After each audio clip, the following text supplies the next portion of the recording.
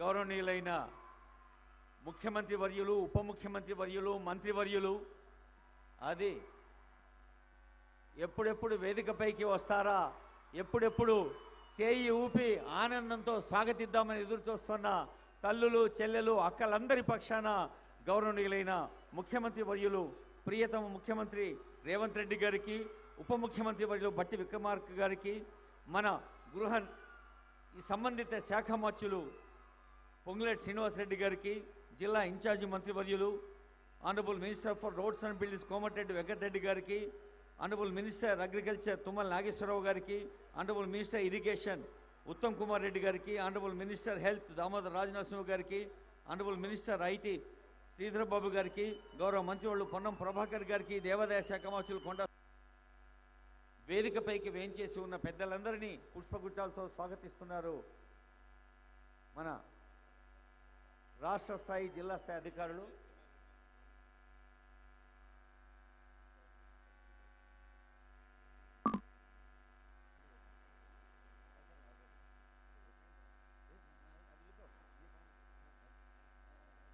మొక్కిండ్రు తెలంగాణ రాష్ట్ర వ్యాప్తంగా ఉన్న ప్రజలకు ధన్యవాదాలు తెలుపుకుంటూ, అదేవిధంగా మంత్రివర్యులు, రాష్ట్ర మంత్రివర్యులందరికీ, అలానే శాసనసభ్యులందరికీ పేరు పేరున ధన్యవాదాలు తెలుపుకుంటూ, అలానే రాష్ట్రం ఏర్పడిన తర్వాత సువర్ణాక్షరాలతో పేదవాళ్ళందరూ కూడా రాసుకొని గుర్తుంచుకోలేనటువంటి రోజు ఇది. సాక్షాత్తు భద్రాచలం శ్రీ సీతారామచంద్ర స్వామి వారి సన్నిధిలో ఒక దశాబ్ద కాలం పాటు ఈ రాష్ట్రంలో ఉన్నటువంటి పేద ప్రజలు ఎదురు చూస్తున్నటువంటి ఇళ్ల కార్యక్రమానికి, సొంత ఇంటి కళను సాకారం చేయటం కోసం కాంగ్రెస్ ప్రభుత్వం, ఇందిరమ్మ రాజ్యం, రాష్ట్ర ముఖ్యమంత్రి రేవంత్ రెడ్డి గారి నాయకత్వంలో రాష్ట్ర మంత్రివర్గం యావత్తు ఈ నిర్ణయం తీసుకొని ఇచ్చిన మాట ప్రకారం, చెప్పిన గ్యారంటీ ప్రకారం ఈరోజు ఇళ్లకు సంబంధించి, ఇందిరమ్మ ఇళ్లకు సంబంధించి అధికారికంగా ఇక్కడ లాంఛనంగా లాంచ్ చేసేటువంటి కార్యక్రమం జరుగుతున్నందుకు నిజంగా చాలా సంతోషిస్తూ ఉన్నాం. అంతేకాదు, ఆనాటి గత ప్రభుత్వాల హయాంలో కట్టినటువంటి ఇళ్లకు సంబంధించి కూడా ఆనరబుల్ డిప్యూటీ మినిస్టర్ ఫర్ గృహ నిర్మాణ శాఖ ఇందిరమ్మ ఇళ్ళు మోడల్ని ఆవిష్కరిస్తున్న సందర్భం అది. కొంతమంది కూడా అవి అందించడం జరుగుతుంది. ఎదురు చూస్తున్న సందేశం అది చాలా సంతోషం. ఈరోజు భద్రాచలంలో భద్రాద్రి రాముడు సాక్షిగా వారి ఆశీర్వాదం తీసుకొని పేద ప్రజల యొక్క చిరకాల కోరిక, ప్రతి దళిత, గిరిజన, బడుగు బలహీన, మైనారిటీ వర్గాల యొక్క ఆత్మగౌరవం ఇందిరమ్మ ఇల్లు. పేదవాడు గ్రామాలలో ఆత్మగౌరవంతో బ్రతకాలి, 10 మంది ముందు తలెత్తుకొని నిలబడాలి అని అంటే ప్రతి పేదవాడికి సొంత ఇల్లు ఉండాలి అన్న ఆలోచన ఆనాడు ఇందిరమ్మ చేసి లక్షలాది ఇందిరమ్మ ఇల్లు పేదవాళ్లకు ఆనాడు కాంగ్రెస్ ప్రభుత్వం ఇచ్చింది. మళ్ళీ ప్రజాపాలన వచ్చిన తర్వాత ఈరోజు భద్రాచలంలో మా ఆడబిడ్డలు వేలాది మంది తరలి వచ్చి ఆశీర్వదిస్తే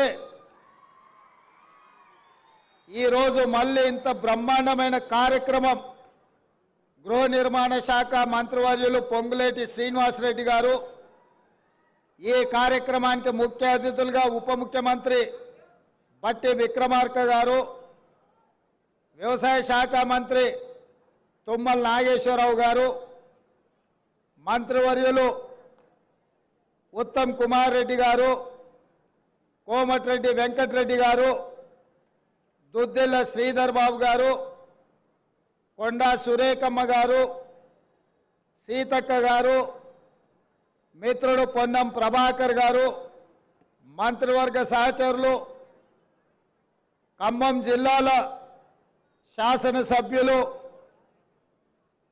కాంగ్రెస్ పార్టీ నాయకులు, గృహ నిర్మాణ శాఖ అధికారులు, పాత్రికేయ మిత్రులు, ఆడబిడ్డలందరూ కూడా మిట్ట మధ్యాహ్నం అయినా కూడా ఈ మంచి కార్యక్రమంలో పాల్గొని ఇందిరమ్మ ప్రభుత్వాన్ని ఆశీర్వదించడానికి వచ్చినందుకు మీకు అందరికీ మనస్ఫూర్తిగా ధన్యవాదాలు, కృతజ్ఞతలు.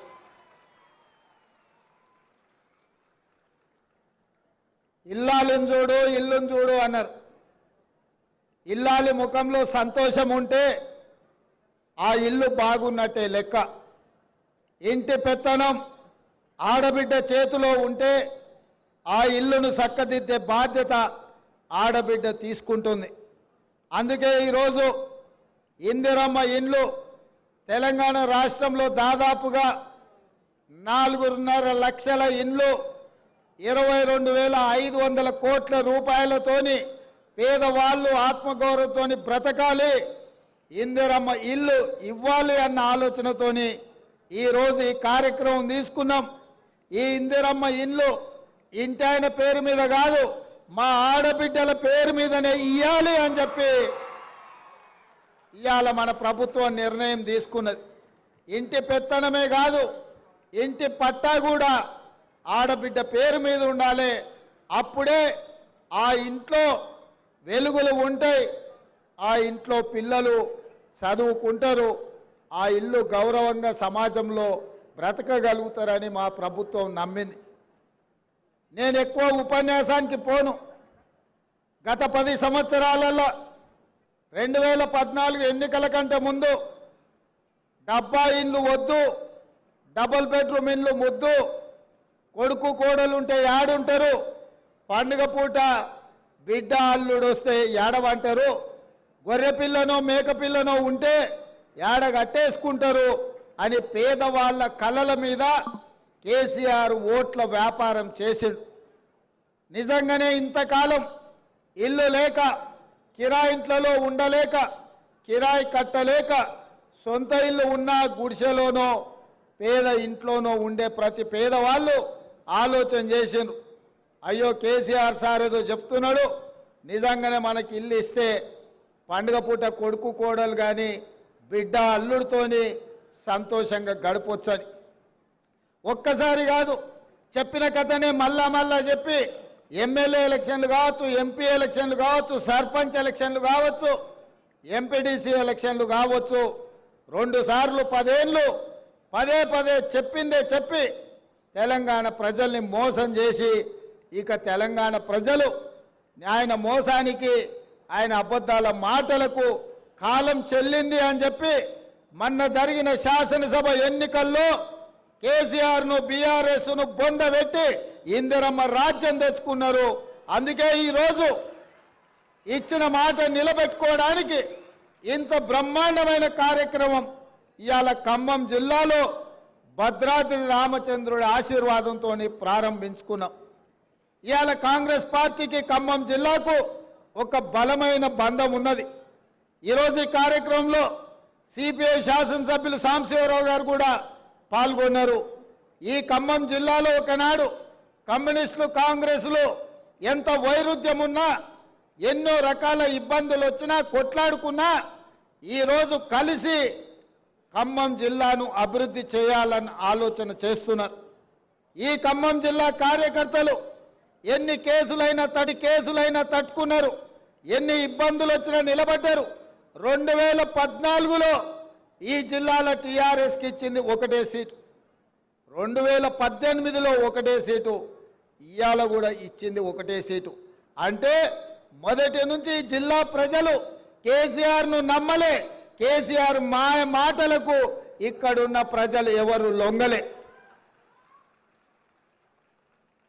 అందుకే ఇవాళ ఈ మంచి కార్యక్రమాన్ని ఖమ్మం జిల్లా నుంచే మొదలు పెట్టాలని ఇవాళ ఇక్కడ మొదలు పెట్టినాం. ఇక్కడ వచ్చినప్పటి నుంచి స్థానిక శాసనసభ్యులు వెంకట్రావు గారు కానీ, పోడెం వీరయ్య గారు కానీ, పొంగులేటి శ్రీనివాసరెడ్డి గారు కానీ 5 గ్రామాల గురించి చెప్తున్నారు. తుమ్మల గారు రాములవారి గుడి అభివృద్ధి గురించి చెప్తున్నారు. అదేవిధంగా గోదావరి జలాలు మీకు ఉప్పొంగి మీ ఊర్లలోకి మీ ఇళ్లలోకి వస్తున్నాయి. మీకు రీటైనింగ్ వాల్ కట్టాలని ప్రభుత్వం వచ్చిన ఎంబడే మొట్టమొదట టెండర్ ఉత్తమ్ కుమార్ రెడ్డి గారు మీ ప్రాంతానికి మంజూరు చేసి మీకు ఆ రీటైనింగ్ వాల్ కట్టడానికి 500 పైచిలకు కోట్ల రూపాయలు ఇవాళ మంజూరు చేయడం 1200 చేశారు. అందుకే ఎన్నికలప్పుడు స్పష్టంగా మళ్ళీ గ్యాస్ పొయ్యి సిలిండర్ అటక మీద పెట్టి కట్టెల పొయ్యికి వెళ్తున్న మా ఆడబిడ్డల్ని ఆదుకోవాలని కట్టెల పొయ్యి వద్దు 500 రూపాయలకే ఆడబిడ్డలకు సిలిండర్ ఇస్తామని మాట ఇచ్చి ఇవాళ ఆ కార్యక్రమాన్ని కూడా పెద్ద ఎత్తున మనం ప్రారంభించుకున్నాం. అదేవిధంగా వ్యవసాయానికే ఉచిత కరెంటు ఉన్నది. భూమి లేనోళ్లకు మరి కష్టాలు లేవా? మీరెందుకు వాళ్ళ గురించి ఆలోచన చేస్తలేరు అని బట్టి విక్రమార్క గారు ఆదిలాబాద్ నుంచి ఖమ్మం వరకు పాదయాత్ర చేసినప్పుడు పేదోళ్ళు వారి దృష్టికి తీసుకొచ్చారు.